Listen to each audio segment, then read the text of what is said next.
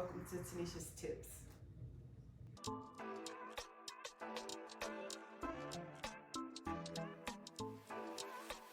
Say it's Tanesha's Tips. Coming all three speakers. Good honest reviews, book shows, and the movies all getting featured. They all getting featured. Say it's Tanesha's Tips. Coming all three speakers. Good honest reviews, book shows, and the movies all getting featured. Yeah. It's your girl Tanesha, straight magic. The greatest book reviews, let's get at it. She not here to offend, she just honest. Bringing reads that may leave you astonished. And plus she do shows. She cover all like hands, knees, and toes.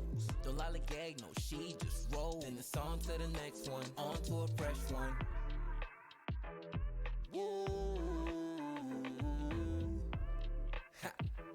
Said it's on to the next one, on to a fresh one. Tanesha's Tips. Coming all three speakers.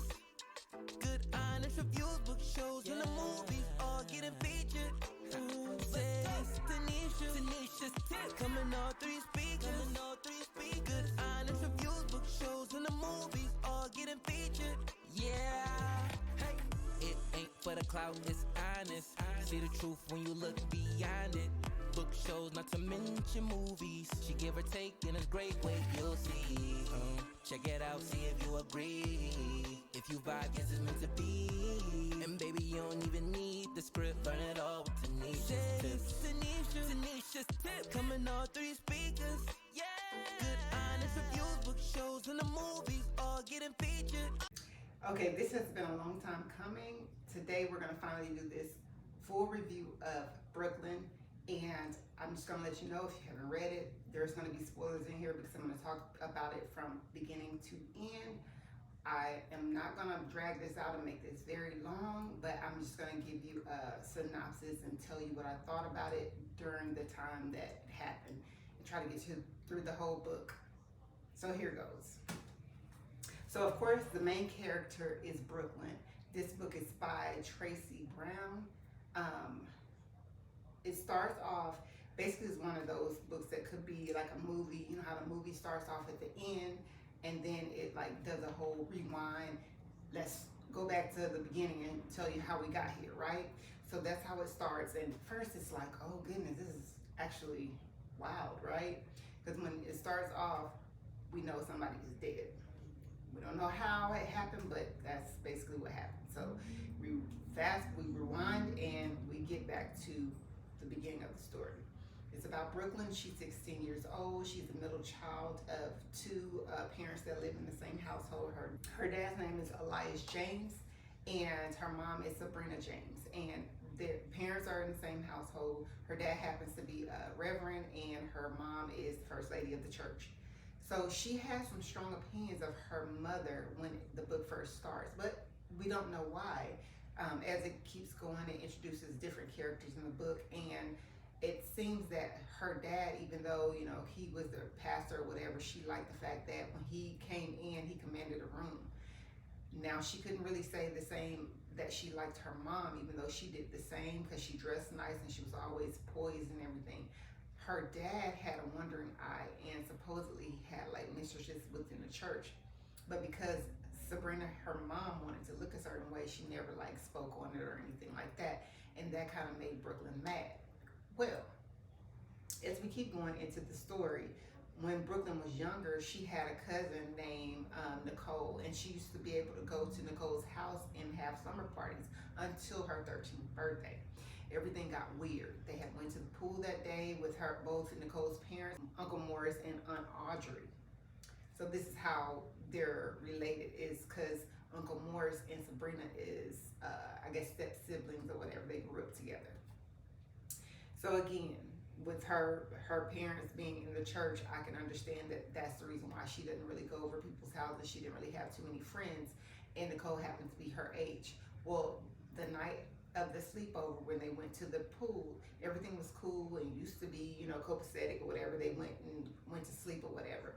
In the middle of the night, Uncle Morris comes in and he tries to I guess, play with Brooklyn in the wrong way. I'm just gonna say it like that. Brooklyn ends up screaming, and Aunt Audrey came in to ask what was going on. She was so hysterical and, telling a story or whatever. I don't know what Uncle Morris was into, but Aunt Audrey was like, "Oh no, baby, I believe you," right? So that is one thing that I can say about Aunt Audrey. I like the fact that she automatically believed Brooklyn. It was never a question. She didn't question it. She didn't do anything. She had Brooklyn put her clothes on. She was like, "I'm gonna take you home." When they make it to Brooklyn's house, obviously Sabrina, the mom, was like, "Well, what are you guys doing here?" And so she let her know, "Listen, something happened, and it was very inappropriate. I don't, put anything past my husband or whatever."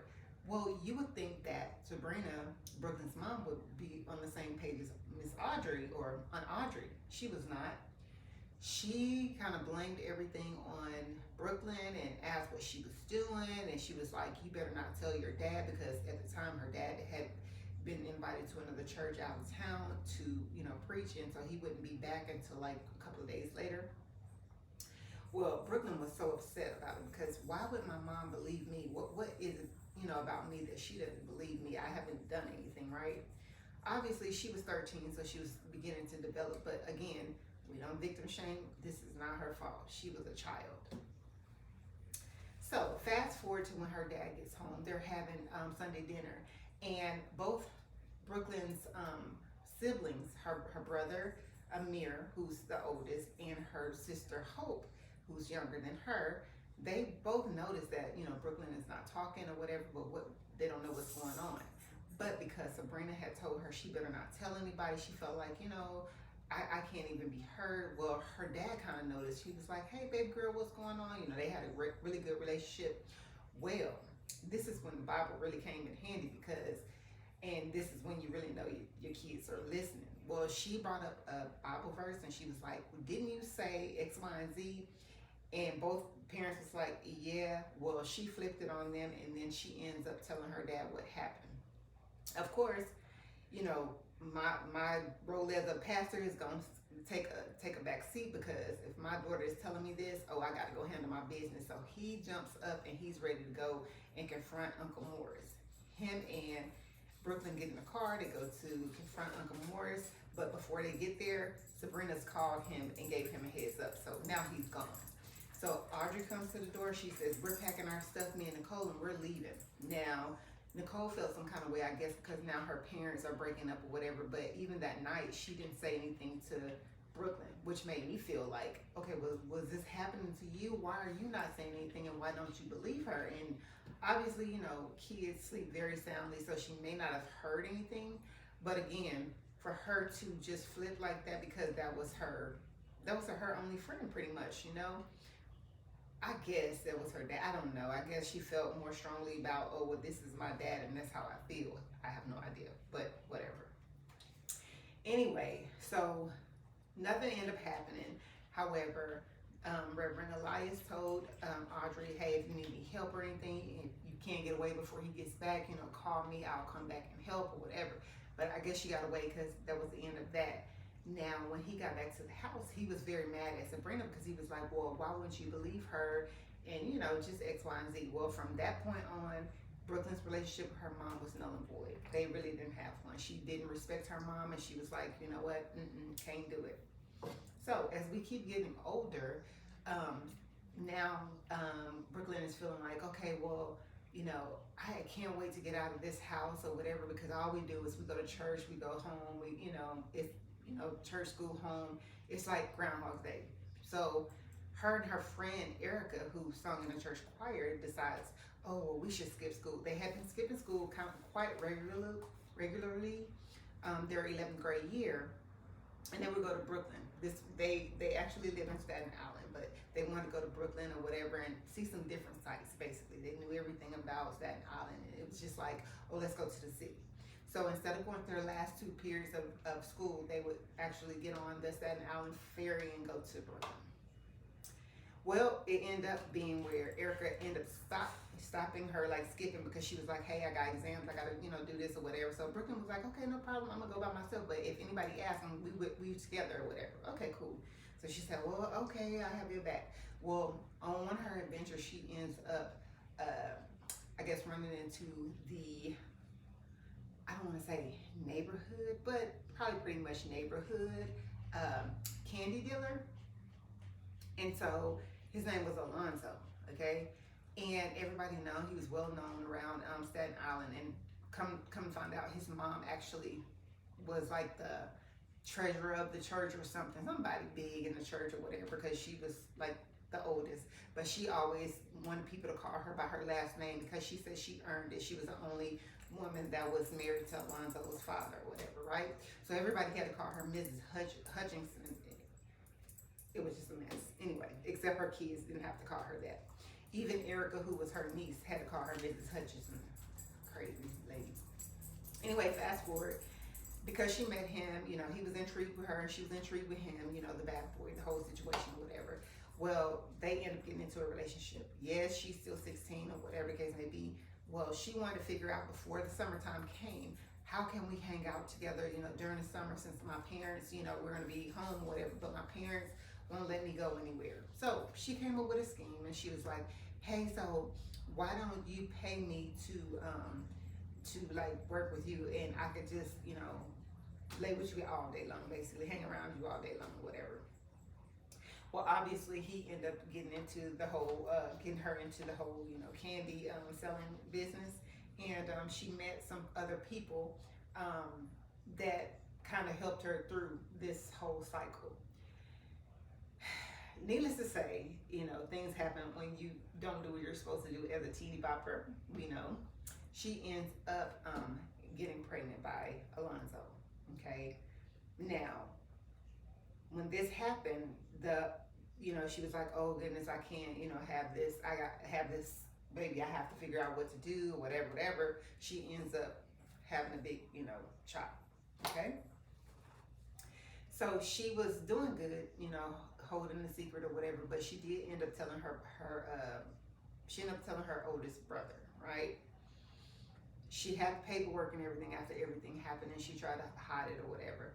Well, her brother, she ends up coming home one day and walking in her brother. Her brother had a company of the same sex, and that's basically how she found out his secret.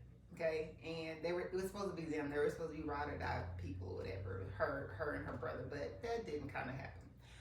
One thing led to another. Brooklyn found out that Alonzo had a whole fiance. She had stopped by one day before going to school. This was her 12th grade year. Instead of going to school, she stopped by Alonzo's house. Some girl answered the door named Janine. Why this lady answered the door, I don't know, because now we about to tussle, because who are you? And she was like, well, who are you? And so she says, I'm his fiance or whatever. And he comes around the corner like nothing is wrong. And she looking at him like, what? And so he was like, yeah, you know, basically he chumped her, right? So now her ego is bruised and now she got to fight, right? Well, she ended up getting mollywopped by Janine, okay? And so now she looking crazy or whatever, and she's trying to walk down the street, and here come Alonzo in his car trying to get her to get back in the car or whatever. Well, now here come 5-0, because now they see him and they like, whoop, whoop. And she had just hopped out the car. So now she's not implicated with him, but now she's like, oh my God, and she's trying to run back or whatever. During the midst of all this thing, the church gossip was the one that found her or saw her doing all this stuff, and she ended up grabbing her or whatever and telling her, she was like, what's wrong? You know, I'm gonna take you to the church or whatever. But she obviously didn't. She was like, this is the last person I want to run into. But because this was during, you know, school hours or whatever, and the lady was part of the church, she wanted to take her to the church or whatever. And obviously, like, everybody had a rumor about this lady, Miss Nancy, and she was supposed to be one of the rumored side chicks. So it was a whole mess. But anyway, she was kind of discreet when she, you know, took Brooklyn there. She got out the car. She let Brooklyn stay in. She went to Sabrina and told her, hey, you know, your daughter's in the car. You know, something happened. Now, this is where it got explosive. Now Brooklyn, her secret is out that, you know, she was dating the candy dealer, right? And she had got caught up, and now she had to tell her dad. And so this actually was like a music to Sabrina's ears, because again, she never really had much faith in her daughter, which I still don't know why. You know, it is just bad. So anyway, now he's disappointed with her, and he's trying to get to the bottom of everything. He's like, we're gonna go and we're gonna figure this out. And anyway, she decides that she's gonna go home and with her mom. Well, again, her dad came home to talk about what had happened. Well, they end up leaving. They went to McDonald's, and it reminded her when she was little. She gets back. Her and her dad and her mom had went through her stuff in her closet and found the karate chop papers, right? She was like, what is this? And oh, not only were you dealing with the candy dealer, now you also did a chop, and this is not what we taught you, and this is so against X, Y, and Z, right? And so now her dad's in disbelief, right? So her mom threatens that she's gonna send her to a boarding school or something like that or whatever, and this is during the time where they're having their dinner. Well, at this time, everybody is going in on Brooklyn or whatever. Now, obviously, her sister and brother, her brother has an idea what's going on, but her little sister kind of doesn't. She does, but she doesn't. Like, she doesn't say anything, but she hears and sees everything because she's just so good that, ain't nobody looking at me. So anyway, this whole time during dinner, Brooklyn is looking like, okay, ain't none of y'all gonna come to my defense? Mm-mm. So then she ends up outing her brother and telling his secret. And then from there, it just got worse and worse and worse. So the dad beats up Amir because he couldn't have that in his house. He puts him out. Now, this is winter time too. Why in the world? And she is so selfish, thinking about herself. She was like, she should have, to me, in my opinion, she should have left with Amir. But she didn't do that. She did have a plan, and what she ended up doing was she ended up leaving in the middle of the night. What I failed to mention was because Alonzo had got hemmed up by the 5-0, his mom came to the church, Mrs. Hutchinson, and handed Reverend Elias James a box full of money for him to keep, right? Well, since she seen that, she knew exactly where he put it. She basically broke in the church, took the money, and she jetted off to Brooklyn. She went off to Stacy's house, who she learned or who she met during the whole candy selling event with Alonzo. So she asked her, hey, can I, crash here just for a little while or whatever? I can pay you. I'm just gonna go get my brother or whatever after X, Y, and Z time. Well, Stacey had reservations, but she was like, no, you remind me of myself or whatever. But she's like, I'm gonna go ahead and let you do it, even though you way young. Well, before she could do that, what ended up happening is she got word that her brother had passed away. Now, this book was really deep. It had a whole bunch of trigger warnings that it didn't tell you about from the beginning, but I'm telling you, I kind of enjoyed not knowing that it was trigger warnings because it just gave me something every time I turned the page. So anyway, because Amir had got kicked out the house and he didn't have anything, he actually ended up going back to the house to try to get some of his stuff, and his dad kind of approached him again, right? And it was a big thing, so he couldn't take it, and he ended up, cutting things short for himself. So anyway, when Brooklyn had reached out to her friend Erica was like, where are you? She was telling her what happened, and she was like, oh my God, she had to go home. So Stacey took her to go see her parents or go meet up with her parents or whatever, which was at the church. And her mom was like, oh, we don't want you here. It was just a whole big thing. Her dad was like, no, don't do that or whatever, but her mom wasn't having it. So her dad was like, this is when the funeral is gonna be, So she thought she was gonna go. She did. But what ended up happening was she felt so bad that she ended up saying, she got dressed and everything, and the guy that she was dating actually took her, Hassan. He actually took her to the funeral. He had a suit on and everything. They get there, and she was like, no, I don't want to come in. I don't want to go in. She couldn't even go to the funeral, so she didn't even make it there. So anyway, she was like, just take me back to Stacy's house. So okay. So now she was like, well, I got to start my life because now I know that I'm no longer welcome at home. My mom blames me for what happened to Amir, which, yes, or kind of is your fault. Anyway, so now, part 2 of her life, she decides, okay, I'm going to be grown. I'm not going back to school. I like this life it's something to it. So she starts working for Stacy. She brought in the money that she stole. She brought that in for her, you know, to as her startup. You know what I mean? She was like, I don't want you to just give it to me. I want to earn my way or whatever. So she started making trips to Baltimore. During this trips to Baltimore, she met new people. You know, it was just one rule for Stacy. She was like, you know, I make the rules, you stick to it. Okay, fast forward. She met this girl named Angel because she wanted her hair done or whatever. They became friends. Angel had two friends, Renee and I don't remember the other girl name, but they didn't like Brooklyn. Like just from the rip, they didn't like her, which I think is very petty, and that happens a lot. I don't know why they females territorial like that, but that was just dumb. Anyway, she also got into a relationship with Hassan because they were like more of the same age, and it just kind of made sense or whatever, and they were like vibing. Their whole game plan was to, okay, we're gonna just start off like this, but I'm gonna get my license, my cosmetologist license, and I wanna open up salons. He said, yeah, I wanna get out the game and I wanna do X, Y, and Z. Okay, cool, we can do that. Well, everything was going good. Brooklyn did get her cosmetology license and she started looking into businesses or whatever. But it was Hassan's mom that was like, oh no, you don't need to do that. You need to do what you said you were gonna do, which was help her, I guess, right? So some kind of way they got off the wrong path. They weren't vibing together. So as Brooklyn kept, you know, going, making her runs and everything, she was looking for places and she's still like thinking, okay, I just need to get him on, you know, same page. I just think also that they weren't communicating. Like when his game plan changed, he didn't tell her. That's a big no-no. So anyway, Angel was getting married to her chef boyfriend. It was just all good. They met up a couple of times or whatever. Now the dinner that they had together with the boyfriends and the two friends and their one's husband and the other one just came by herself.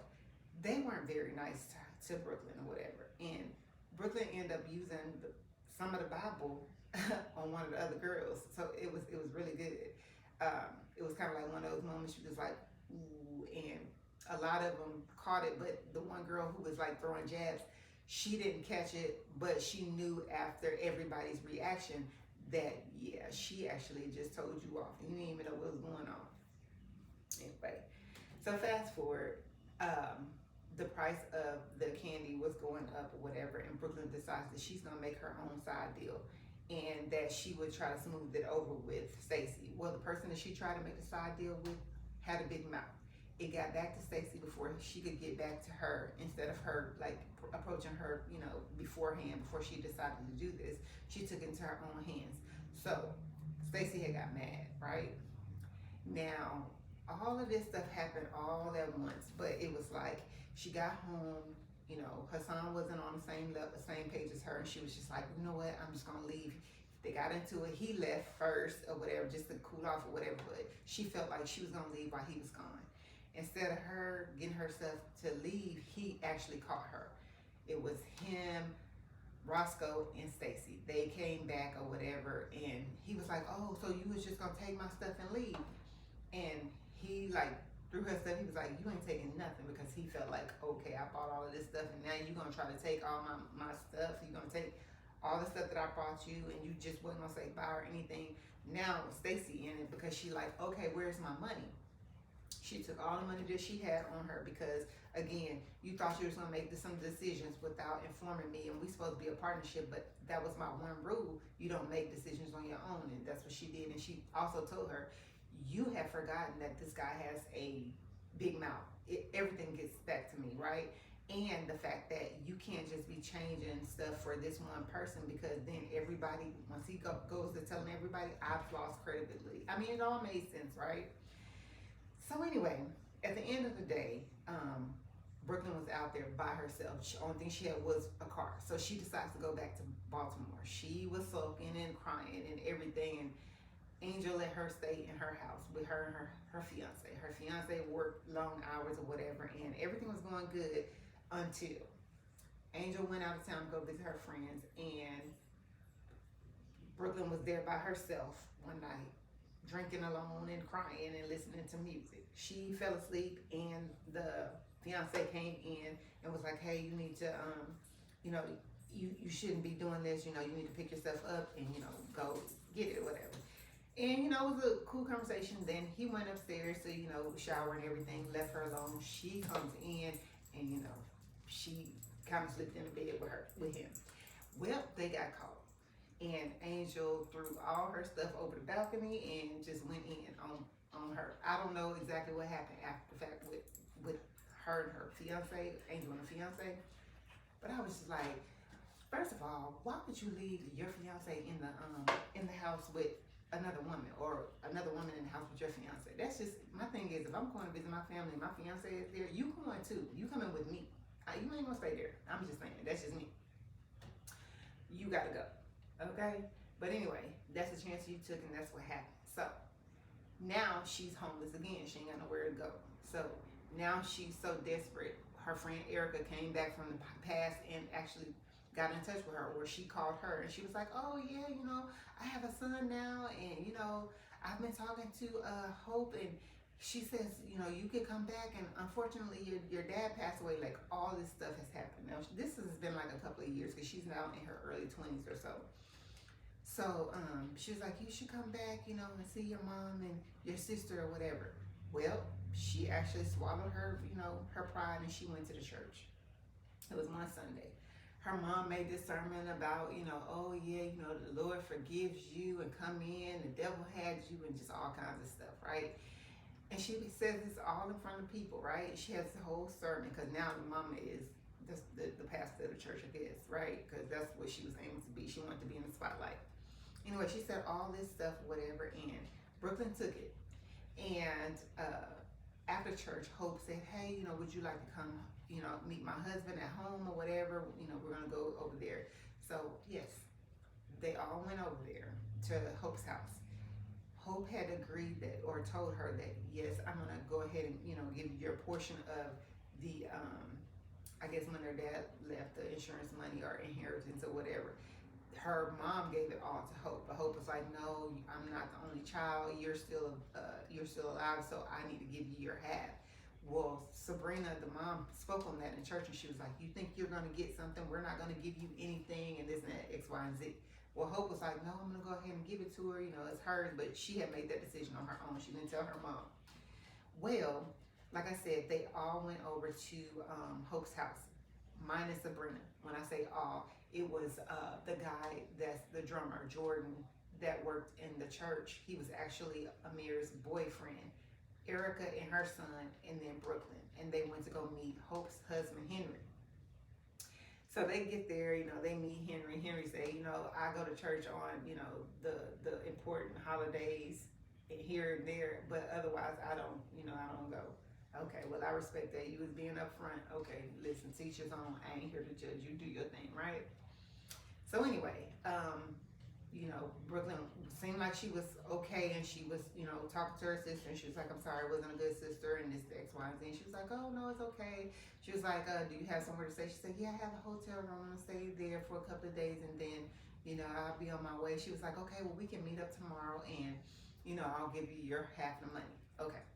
So she gets back to the hotel, and she gets this text message or whatever. And the text message was like, oh, yeah, I can give you your money tonight. Just meet me, you know, at the park on the corner of something. I don't know. And she was like, okay. Now, it was cold, because obviously this is New York, right? And I think it was like the end of the year, or close to the end of the year. It was snow on the ground. She goes there, and she was like, oh, it's kind of dark, and I don't see anybody. But she kept walking, because, you know, they told her to meet them by some like tree or something. Well, she didn't really make it to that tree. Her life was cut short. Okay, I'm just gonna say it like that. And that's how we get to the beginning of the book, where the police was looking and investigating and saying, well, we see this pretty girl, and she's, you know, not with us anymore. She's, you know, deleted, erased, or whatever, however you want to say it, and we don't know what happened.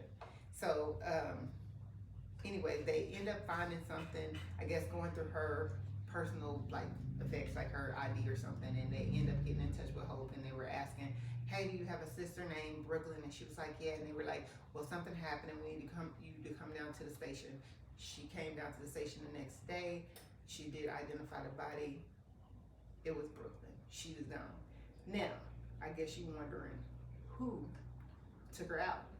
Now, me personally, before all this was revealed, I thought it was Alonzo. Well, spoiler alert, it was Jordan. He never forgave her because she outed Amir, and she didn't follow through of being with him, like on his side. Like, you can't throw him out there to the wolves or whatever. You basically did him like you felt like you were done. Anyway, it was a mess. That was a book. It was good, and if you're interested, you should still read it. It's Brooklyn by Tracy Brown. Now, I hope I didn't talk y'all to death, but I probably did. If you enjoyed this review, please like, subscribe, comment, tell me what I did or didn't do wrong or right or whatever. Tell me if you read it, what you thought. Just give me some feedback. Talk to you later. Bye. And plus she do shows. She cover all like hands, knees, and toes. Don't lollygag, no, she just rolls. Then it's on to the next one, on to a fresh one. Woo. Ha. Said it's on to the next one, on to a fresh one. Tanesha's tip coming all 3 speakers. Good honest reviews, book shows, and the movies all getting featured.